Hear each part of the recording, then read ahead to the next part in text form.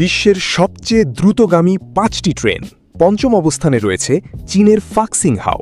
Bullet train হিসেবে পরিচিত এই ট্রেনটি নিয়মিতভাবে ঘণ্টায় ৪০০ কিলোমিটার গতিতে যাত্রী পরিবহন করে। চতুর্থ অবস্থানে রয়েছে চীনের আরও একটি আধুনিক ট্রেন CR450। ২০২৬ সালের এই অত্যাধুনিক ট্রেনটি সাধারণ রেললাইনে চললেও এর গতি ঘণ্টায় প্রায় ৪৫০ কিলোমিটার পর্যন্ত পৌঁছাতে পারে। এটি বিশ্বের দ্রুততম চাকা বিশিষ্ট ট্রেনগুলোর মধ্যে অন্যতম। তৃতীয় অবস্থানে রয়েছে বিখ্যাত সাংহাই ম্যাগলেভ। এটি কোনো সাধারণ ট্রেন নয়, বরং লাইনের উপর চাকা ছাড়াই চুম্বকের সাহায্যে ভেসে চলে। এই প্রযুক্তি ব্যবহার করে ট্রেনটি ঘণ্টায় ৫০১ কিলোমিটার পর্যন্ত গতি তুলতে সক্ষম হয়।